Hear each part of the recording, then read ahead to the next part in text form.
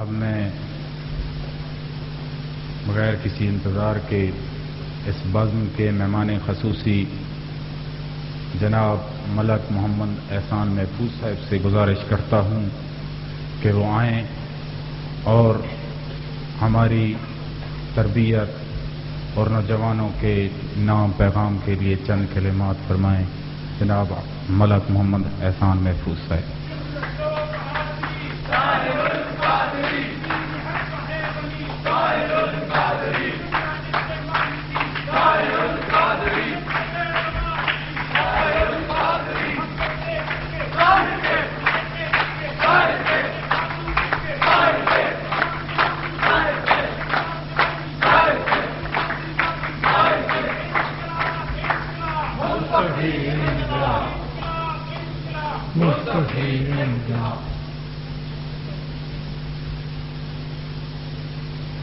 بسم اللہ الرحمن الرحیم۔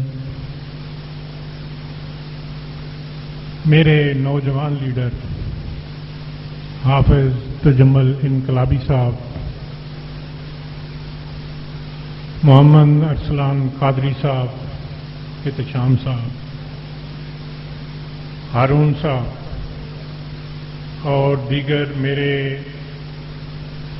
مصطفی اسٹوڈنٹ موومنٹ کے عظیم ساتھیوں، میں آپ سب کو اس کنونشن میں خوش آمدید کہتا ہوں۔ آپ نے نوجوان دوستوں کی تقراری سنی۔ یقیناً میں ایک بوڑھا آدمی ہوں، لیکن آپ سب کے درمیان آ کر اپنے آپ کو نوجوان محسوس کر رہا ہوں۔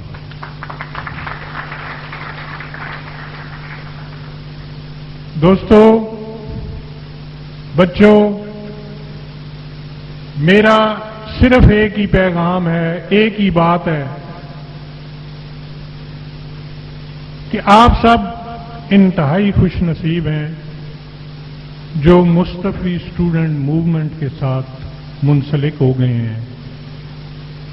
میں 92 میں تحریک میں شامل ہوا تو مجھے دوستوں نے بتایا کہ تحریک کے فیصلے جو ہیں یہ گنبد خضرا کے سائے تلے ہوتے ہیں اور یہ تمام عہدے اور تمام یہ شمولیت وہاں سے آدمی کو ملتی ہے۔ تو مجھے اس وقت یہ بات سمجھ نہیں آئی تھی، لیکن بخدا اللہ کی عزت کی قسم جوں وقت گزرا مجھ پر یہ کھلتی گئیں یہ باتیں، یہ راز کھلتے گئے کہ تحریک میں ناج القرآن کا ہر فیصلہ گنبد خضرا کے سائے تلے ہوتا ہے، اور آپ مبارکباد کے مستحق ہیں۔ آپ کو سرکار نے چن لیا، اور میرے قائد شیخ الاسلام ڈاکٹر محمد طاہر القادری صاحب نے آج تک جو بھی فرمایا میں نے اسے 100% سچ پایا اور دیکھا، محسوس کیا۔ 99% بھی میں نہیں بات کر رہا، میں 100% کی بات کر رہا ہوں۔ تو میرے دوستو، میرے قائد نے یہ فرمایا ہے کہ وہ وقت آنے والا ہے کہ میرے ایک عام کارکن کے ساتھ بھی لوگ ہاتھ ملانا باعث عزت، باعث فخر محسوس کیا کریں گے۔ تو آپ کا مستقبل یہ ہے، یہ شاید ابھی آپ کی سمجھ میں بات نہ آئے، لیکن جوں وقت گزرے گا یہ آپ پر آشکار ہوتی جائے گی۔ میرے دوستو، ہماری تمام تر کوششیں، ہماری تمام تر کاوشیں مصطفی انقلاب کے لیے۔ بخدا مجھے مصطفی انقلاب کا اس طرح یقین ہے جس طرح یہ لائٹ میرے سامنے چمک رہی ہے، اس کے بند ہونے میں کوئی آپ کو شک تو نہیں ہے۔ اسی طرح آپ آگے بڑھتے جائیں اور مصطفی انقلاب کے لیے کوششیں جاری رکھیں۔ میں اپنے نوجوانوں کو ایک واقعہ سنانا چاہتا ہوں۔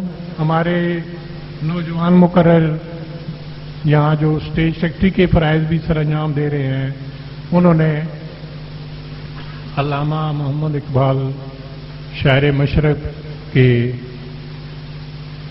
کچھ شعر پڑھے، ماشاءاللہ شعر ہر جگہ پڑھ جاتے ہیں، کوئی ایسا سٹیج نہیں ہے جہاں پہ علامہ صاحب کے اشعار کو کوٹ نہ کیا جائے۔ لیکن وہ جو ابراہیم کی آگ پھول میں بدلی، اس کا میں ایک واقعہ آپ کو سنانا چاہتا ہوں کہ واقعی اگر آج بھی ہمارا ایمان وہ ہو تو وہی حالات پیدا ہو سکتے ہیں، آگ گلزار بن سکتی ہے۔ آپ میں سے بہت سے بچے جو ہیں وہ شاید اس وقت چھوٹے تھے۔ 84 کا واقعہ ہے، ایران نے کچھ امریکنز کو یرغمال بنا لیا اور امریکنز نے ان کو چھڑانے کے لیے ایک کمپیوٹرائزڈ ریڈ، جس میں ہیلی کاپٹر بھی تھی، طیارے بھی تھے،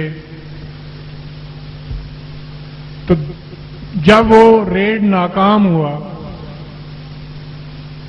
تو دنیا حیران رہ گئی کہ ایران ایک عام سا ملک ہے اور یہ اتنا لیٹسٹ کمپیوٹرائزڈ ریڈ جس کا ایک ایک لمحہ کمپیوٹرائزڈ تھا، تو یہ کیسے ناکام ہو گیا؟ تو پوری دنیا نے اس پر ریسرچ کی۔ پاکستان سے بھی ایک ڈیلیگیشن گیا ایران میں اس ریسرچ کے لیے۔ اس کے جو ڈائریکٹر تھے ایک پی ٹی وی کے، وہ سربراہ تھے اس ڈیلیگیشن کے۔ تو یہ بات انہوں نے مجھے سنائی، انہوں نے بتایا بھئی ہم ایران کے ہر کونے میں گئے ہیں اور ہم نے پوچھا مختلف لوگوں سے کہ یہ ریڈ کیسے ناکام ہوا، اتنا منظم، اتنا لیٹسٹ اکوپمنٹ، سارا کچھ۔ تو ایک بات سامنے آئی کہ اس دن امام خمینی نے صبح قوم سے ٹی وی اور ریڈیو پر خطاب کیا، اور وہ 2 منٹ کا خطاب تھا، اور اس میں صرف یہی کہا گیا کہ آج کوئی بچہ اسکول نہیں جائے گا، آج کوئی ملازم دفتر نہیں جائے گا، دنیا کا کوئی کام نہیں کیا جائے گا، ہر آدمی گھر بیٹھ کر سورہ فیل کی تلاوت شروع کر دے۔ تو اس دن سارا دن ایران کے اندر سورہ فیل کی تلاوت ہوتی رہی۔ عصر کے وقت یہ ریڈ ہوا اور ریت کا ایسا طوفان اٹھا کہ ان ذرات کے اندر ان کو کچھ نظر ہی نہیں آیا امریکنز کو، اور ان کے آپس میں طیارے اور ہیلی کاپٹرز ٹکرا کر تباہ ہو گئے۔ مطلب ہے سورہ فیل آج سے 1400 سال پہلے کا واقعہ جو قرآن میں بیان کیا گیا، تو اس سورہ کی، قرآن کی یہ سچائی اور حقانیت ہے کہ انہوں نے اس پر عمل کیا، اس پر ایمان سے کام کیا، پڑھا اس کو، تو اس کا ریزلٹ یہ نکلا کہ وہ دنیا کا لیٹسٹ ترین، ابرا کا لشکر تو چلیں ٹھیک ہے، ہاتھی تھے سامنے تھے، کنکریوں سے وہ تباہ و برباد ہو گئے، لیکن آج کا ٹیکنالوجی میں اتنا آگے جانے والا ملک وہ بھی بے بس ہو گیا۔ تو قرآن کے سامنے کسی قسم کی کوئی چیز نہیں ٹھہر سکتی، صرف بات ہوئی ہے کہ ہمیں اپنے اندر وہ ایمان پیدا کرنا ہے، ہمیں اپنی جدوجہد کو تیز کرنا ہے۔ بچوں، دوستو، اگر بغیر جدوجہد کے انقلاب آ سکتا تو پھر ہمارے قائد کو اتنی تکالیف برداشت نہ کرنی پڑتی۔ ہمیں ان کے نقش قدم پر چلنا ہے اور ہمیں دن رات انقلاب کے لیے محنت کرنی ہے۔ یہ کوئی نہیں جانتا تھا کہ کل مکہ فتح ہو جائے گا، لیکن جب وہ ٹائم آیا تو وہ ہو گیا۔ لیکن فتح مکہ سے پہلے ایمان لانے والے لوگ اور فتح مکہ کے بعد ایمان لانے والے لوگ کبھی بھی برابر نہیں ہوئے. تو یہ آپ کی خوش قسمتی ہے, ہم سب کی خوش قسمتی ہے کہ ہم اس مصطفی انقلاب میں بنیاد میں پڑنے والے روڑے, اینٹیں, گارا بن رہے ہیں. تو یہ ہماری انتہائی خوش قسمتی ہے. اس کے ساتھ ہی میں نے شاید اجازت لوں گا, کیونکہ مجھے کہا گیا تھا کہ چند الفاظ کہنے, شاید میں نے ٹائم زیادہ لے لیا ہے. تو آپ سب کا میں انتہائی مشکور ہوں. Thank you very much.